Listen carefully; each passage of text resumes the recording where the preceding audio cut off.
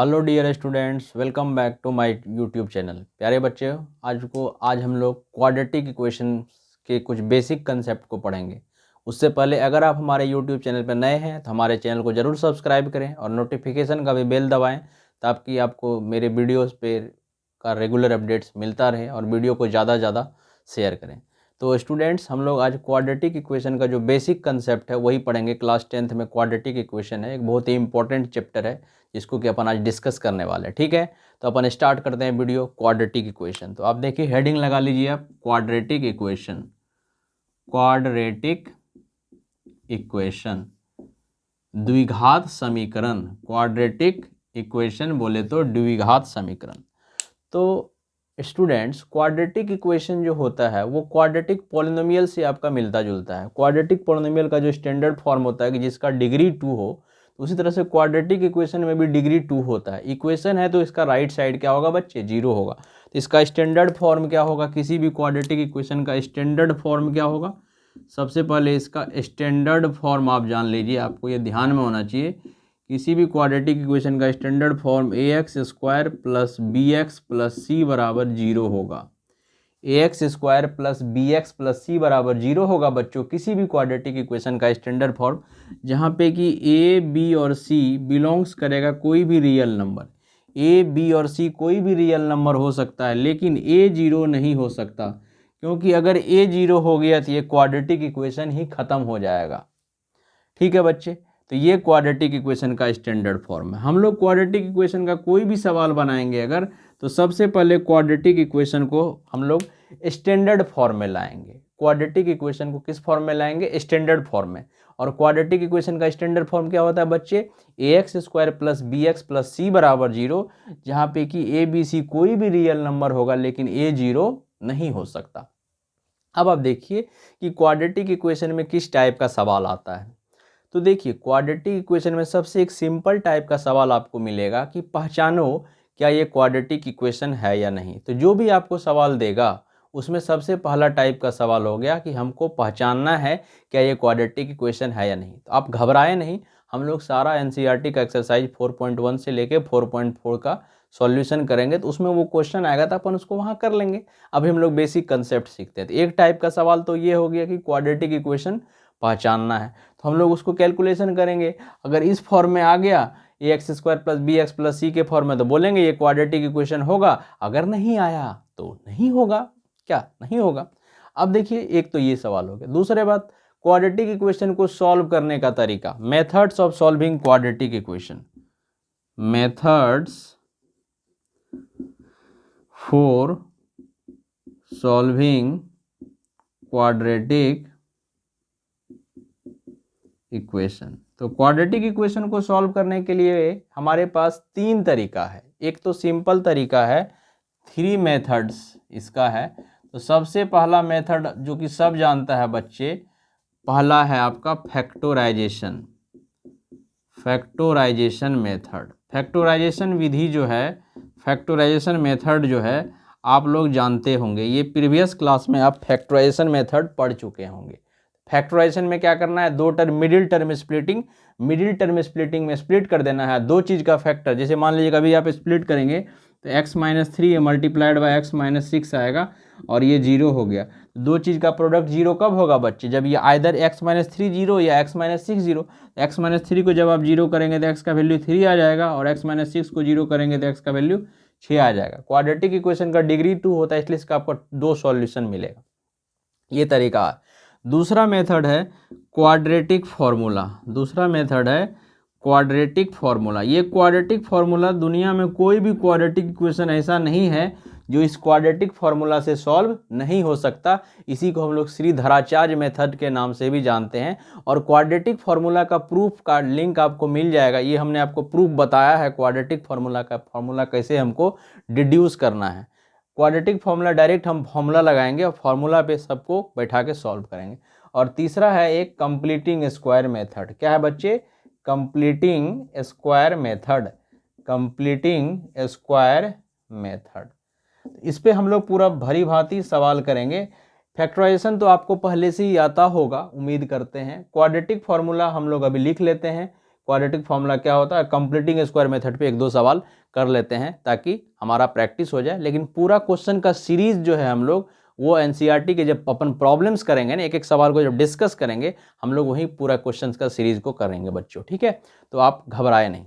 तो सबसे पहले दूसरा टाइप में हो गया कि क्वाड्रेटिक इक्वेशन को सॉल्व कैसे करना है। तो अब इस पे हम लोग प्रॉब्लम कर लेते हैं क्वाड्रेटिक फार्मूला पे और कंप्लीटिंग स्क्वायर मेथड पे। क्या बच्चे कि सबसे पहले अगर कोई quadratic equation ax square plus bx plus c बराबर 0 है तो इसका फॉर्मूला होता है x बराबर माइनस का b plus minus root under d बटे 2a, माइनस का b plus minus root under d बटे 2a, जहाँ पे कि d को हम लोग डिस्क्रिमिनांट बोलते हैं। d को क्या बोलते हैं बच्चे, डिस्क्रिमिनांट। d बराबर फॉर्मूला होता है b स्क्वायर माइनस 4ac। जी d को हम लोग बोलते हैं क्या है, डिस्क्रिमिनांट। डिस्क्रिमिनांट डिस्क्रिमिनांट तो ये है आपका quadratic formula. This is your quadratic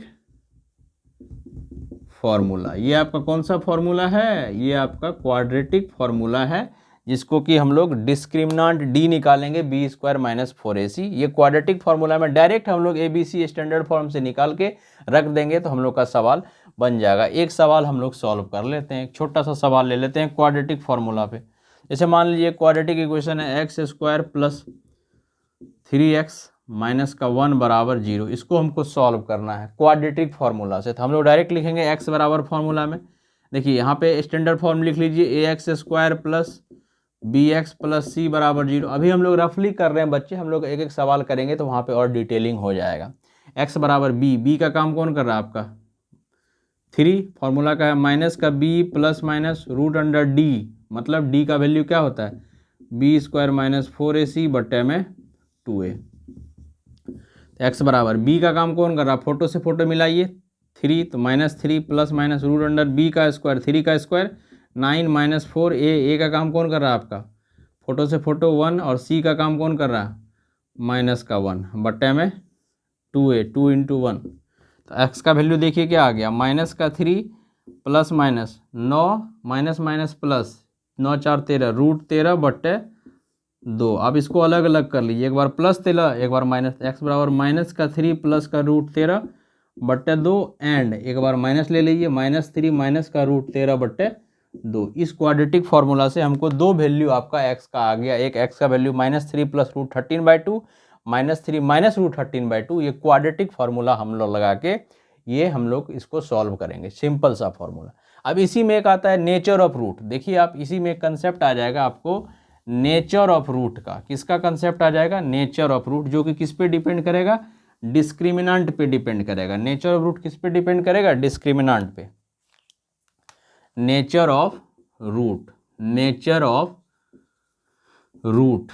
तो अब एक बात बताइए कि नेचर ऑफ रूट डी पे डिपेंड कर रहा, अगर डी का वैल्यू 0 से बड़ा है, आप खुद सोचिए, अगर डी का वैल्यू 0 से बड़ा है, कुछ भी हो 1 2 3 4 5, उसका रूट निकालेंगे। मान लीजिए रूट 3, तो एक बार प्लस रूट 3 लेंगे, एक बार माइनस रूट 3 लेंगे। बी ए बी सी का वैल्यू अलग अलग है, दो अलग अलग वैल्यू हमको मिल ही जाएगा, और दोनों वैल्यू कैसा होगा, रियल।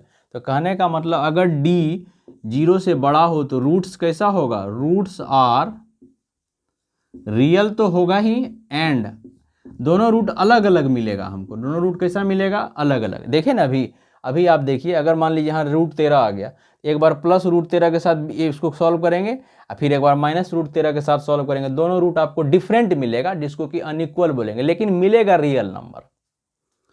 अगर डी का वैल्यू खुदा न खास्ता 0 हो जाए, तो डी अगर 0 हो गया तो ये टर्म आपका खत्म हो जाएगा। तो रूट क्या होगा, माइनस b/2a माइनस b/2a, दोनों रूट आपका क्या होगा बच्चे, सेम हो जाएगा। ध्यान में रखिए, जब भी डी का वैल्यू क्या हो जाए, 0 हो जाए, डी का वैल्यू क्या हो जाए 0, तो डी वाला टर्म ही हमारा खत्म हो जाएगा। तो मेरा रूट क्या बचेगा, माइनस b/2a, दोनों रूट आपका क्या बचेगा, इक्वल बचेगा। बड़ा खुशी का बात है, रूट इक्वल बचेगा, सॉल्यूशन ज़्यादा करना नहीं पड़ेगा, कैलकुलेशन से बचेंगे। आप लोग तो कोढ़िया हैं।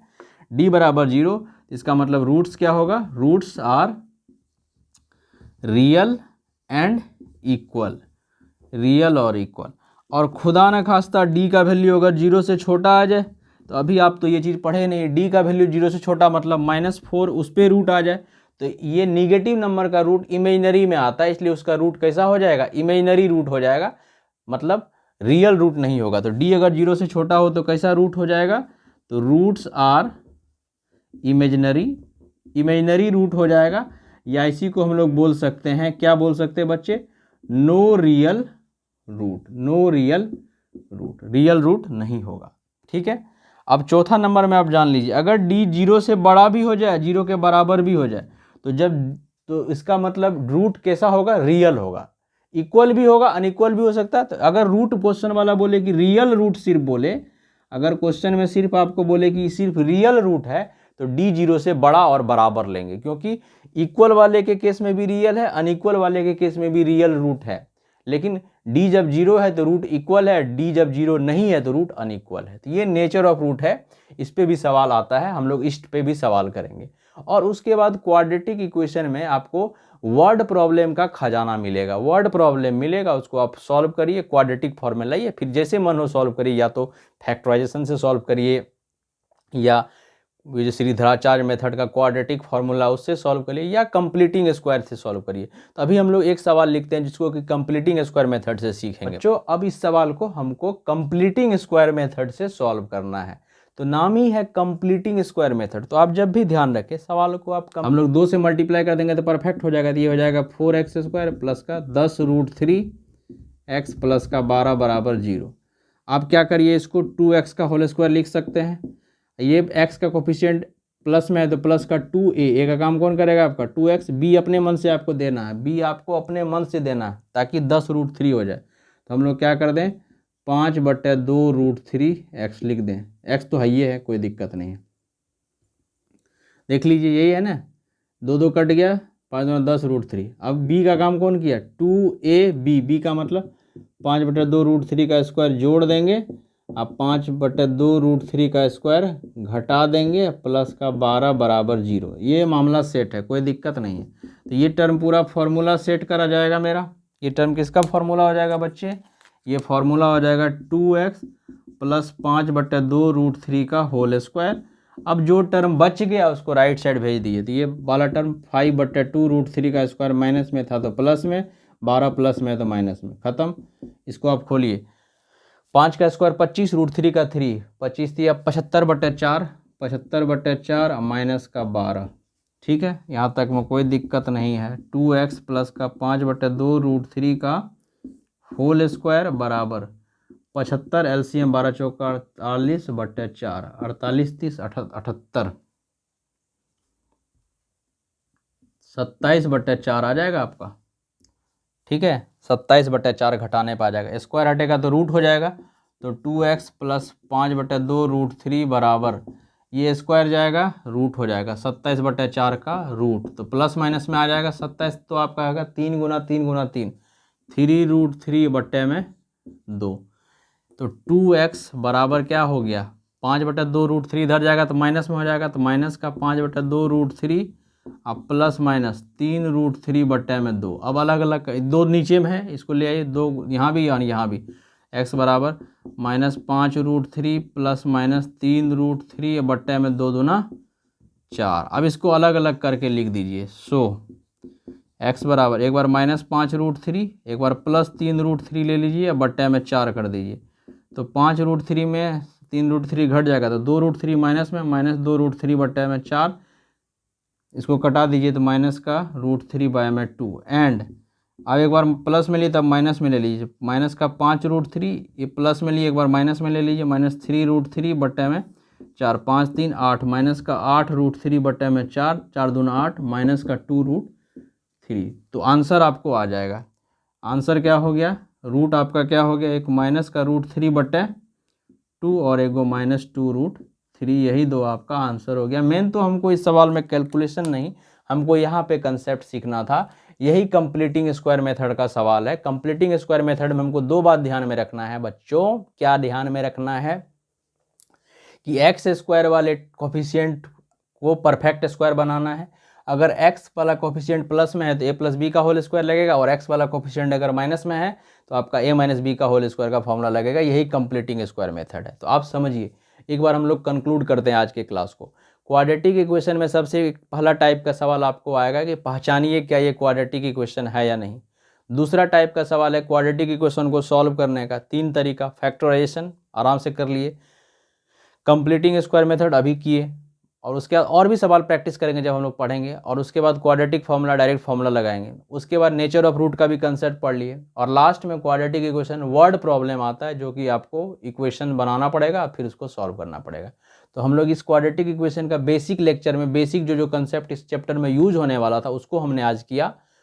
ठीक है, आप इसको 2-3 बार वीडियो को देखोगे तो आपको समझ में आ जाएगा। उसके बाद हम लोग एनसीईआरटी का जो एक्सरसाइज 4.1 से 4.4 तक है उसका सारा सवाल को अपन डिस्कस करेंगे नेक्स्ट क्लास में जब भी अपन को टाइम मिलेगा।